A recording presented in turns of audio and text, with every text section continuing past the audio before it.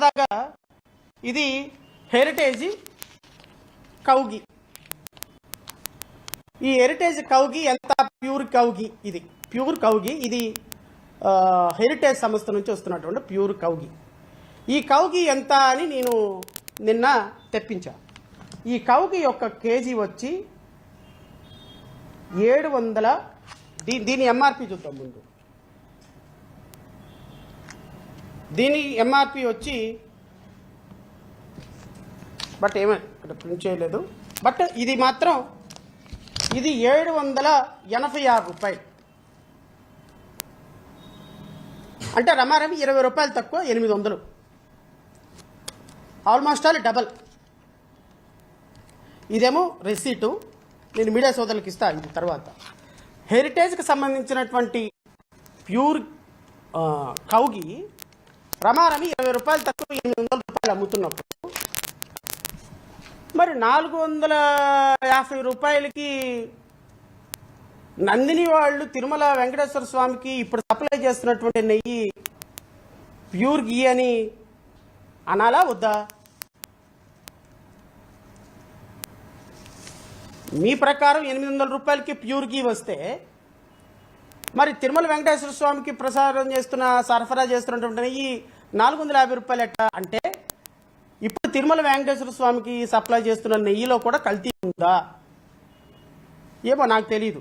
గౌరవ ముఖ్యమంత్రి గారు దానికి ఆన్సర్ చేయాలి. ఎందుకంటే హెరిటేజ్ నుంచి అంటే పవన్ కళ్యాణ్ గారు చెప్పినట్టుగా 350 రూపాయలకి 450 రూపాయలకి ప్యూర్ గీ రాదు. వస్తే వీళ్ళు 450 అమ్మేవాళ్ళు హెరిటేజ్ వాళ్ళు. వాళ్ళు ఎందుకు అమ్ముతున్నారు 800? సో ప్యూర్ గీ కావాలి అంటే ఏం చేయాలి? రేట్ ఎన్హాన్స్ చేయాలి. రేట్ ఎన్హాన్స్ చేయాలి అంటే ఏం చేయాలి? కాంట్రాక్ట్ మార్చాలి. కాంట్రాక్ట్ మార్చాలంటే ఏం చేయాలి? లడ్డూ అపవిత్రం అని ప్రచారం చేయాలి. లడ్డూ అపవిత్రం అని ప్రచారం ఎట్లా చేయాలి? అయ్యో 400 రూపాయలకి 450 రూపాయలకి ప్యూర్ గీ ఎక్కడ వస్తుందండి? అసలు నువ్వునే రావట్లేదు. దాంట్లో పంది కొవ్వు కలుస్తుంది, ఎద్దు కొవ్వు కలుస్తుంది, బీఫ్ ఆయిల్ కలుస్తుంది, ఫిష్ ఆయిల్ కలుస్తుంది. కాబట్టి మనకి ప్యూర్ గీ కావాలి అంటే టెండర్స్ మార్చాలి. ఒక మంచి ప్రణాళిక సిద్ధం చేశారు చంద్రబాబు నాయుడు గారు, హెరిటేజ్కి సంబంధించినటువంటి సంస్థ. వీళ్ళందరూ కలిసి ఒక నీట్గా ప్లాన్ చేశారు. రాష్ట్ర ప్రజలు గమనించండి. ఈ వాస్తవాలన్నీ రాష్ట్ర ప్రజల దృష్టికి వెళ్ళాలి. ఎందుకు అంటే మీ చేతిలో మీడియా ఉంది.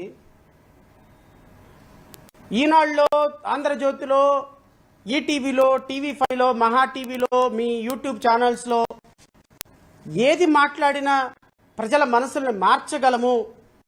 ఏమి చెప్పినా ప్రజల మస్తిష్కాల్లో ఉన్నటువంటి ఆలోచనల్ని మార్చగలిగిన శక్తి మీడియాకు ఉంది అని మీరు అనుకుంటే సార్ పిచ్చి పొరపాటు అది. ఎందుకు అంటే మీరు తిరుమల వెంకటేశ్వర స్వామి లడ్డు విషయంలో బొక్కబారులో పడిన విధానమే దీనికి ప్రతీక. నిన్న కావుంటుంది ఆమె సంక్రాంతి లక్ష్మి అంటారు ఆమెను ముద్దుగా. ఆ సంక్రాంతి లక్ష్మి గారు అంటున్నారు ఆవిడ ఒక ప్రమాణం తీసుకుందంట, ఇంకా తిరుమల లడ్డు గురించి మాట్లాడకూడదని. నువ్వే కాదమ్మా, తిరుమల లడ్డు మీద ప్రమాణం తీసుకుంది సీఎం చంద్రబాబు నాయుడు గారు, ప్రమాణం తీసుకున్నారు. ఆయనతో పాటు ఉప ముఖ్యమంత్రి పవన్ కళ్యాణ్ గారు కూడా ప్రమాణం తీసుకున్నారు. వీళ్లతో పాటుగా మంత్రులందరూ కూడా ప్రమాణం తీసుకున్నారు తిరుమల లడ్డు గురించి ఇక మాట్లాడము అని. ఎందుకు? మాట్లాడితే చెడ్డీలు ఇప్పి కొడతారని చెప్పి అమిత్ షా పైన వార్నింగ్ ఇచ్చిన కారణంగా ఒక్కళ్ళు కూడా మాట్లాడరు. వీళ్లతో పాటుగా ఇంకొకళ్ళు కూడా భారతదేశం నా మాతృభూమి, భారతీయులందరూ నా సహోదరులాగా వీళ్ళు కూడా ఇంకొకళ్ళు కూడా ప్రమాణం తీసుకున్నారు. వరుసపెట్టి టీవీ5 మూర్తి, అటుపక్క ఏబిఎన్ వెంకటకృష్ణ గారు, ఇటుపక్క టీవీ5 సాంబశివరావు గారు, అటుపక్క వంశీ గారు, ఇటుపక్క లక్ష్మి గారు, అటుపక్క శ్రీనివాస్ గారు, ఇటుపక్క రమేష్ గారు, ఇట్లా గారులందరూ వచ్చి ప్రమాణం చేశారు. ఏమని? లడ్డు మీద ఇక మాట్లాడడం. ఏమి రాత్రి వెంకటేశ్వర స్వామి కల్లోకి వచ్చి లడ్డు పవిత్రం అయిపోయింది ఇంకా ఆపేయమని చెప్పారా? అబ్బాయి లడ్డూలో ఎటువంటి కొవ్వు కలవలేదు, పవిత్రం అయిపోయింది, మీరు మాట్లాడొద్దు, మీరు దయచేసి ఆపేశాడని కల్లోకి వచ్చామని చెప్పారా? ఎందుకు ఆఫ్ చేశారు?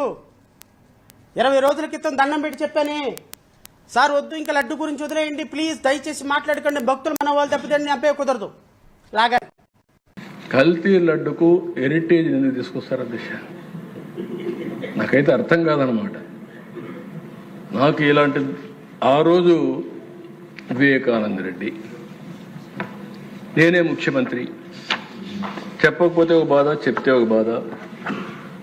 ఆ రోజు నిద్ర లేసాను, మా వాళ్ళు ఇక్కడే ఉన్నారు, ఐజీలు ఉంటారు, మాకంతా సపోర్ట్తో డీజీలు ఉంటారు, అందరూ ఉంటారు.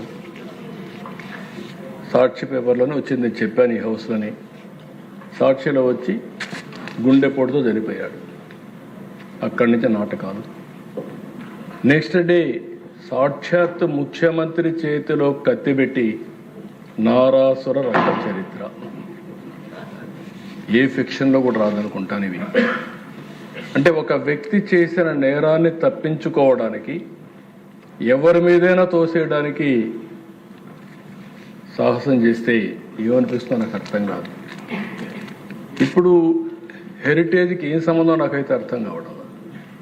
వాళ్ళు ఎప్పటికప్పుడు ఇస్తున్నారు. నేను ఎప్పుడూ చెప్పేవాడిని, మేము రాజకీయాల్లో ఉన్నాం, మీరు వ్యాపారంలో ఉన్నారు.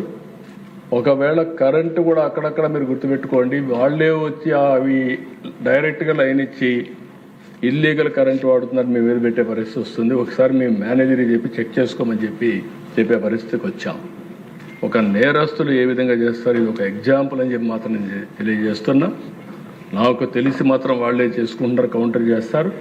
హెరిటేజ్ ఇంతవరకు ప్రభుత్వం యొక్క ఒక్క పైసా కూడా ఎక్కడ అడిగింది లేదు, భవిష్యత్తులో అడగరని చెప్పి నేను ఆశిస్తున్నా. అది ఒక ఫ్యామిలీ బిజినెస్ కింద, లైవ్లీహుడ్ కింద వాళ్ళు ఒక ప్రొఫెషనల్ మేనేజ్మెంట్ చేసుకుంటున్నారు తప్ప బాధ కలిగి నేను చెప్పాలనుకుంటున్నా. దానికి ఒక పేపర్ ఉందని హెడ్లైన్స్లో ఇదే పెట్టే పరిస్థితి వస్తున్నారు. అంటే వీళ్ళకి ఏంటంటే డ్యామేజ్ చేయడం, బ్రాండ్ డ్యామేజ్ చేస్తే దానివల్ల వాళ్ళకి నష్టం వస్తుంది.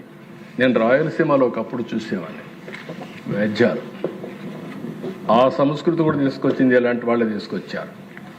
మనుషులు కొట్లాడుకుంటే దెబ్బలు తగులుతాయి, మళ్ళా రికవర్ అవుతారు. వాళ్ళు పండించే పండ్ల తోటలు 10 ఏళ్ళు 8 ఏళ్ళు బాగా పంట వచ్చే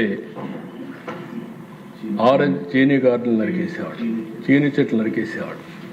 ఆ చీనీ చెట్లు నరికేస్తే ఇంకా వాళ్ళు పతనం అయిపోతారు ఆర్థికంగా. అలాంటి దౌర్జన్యాలు చేసేవారు.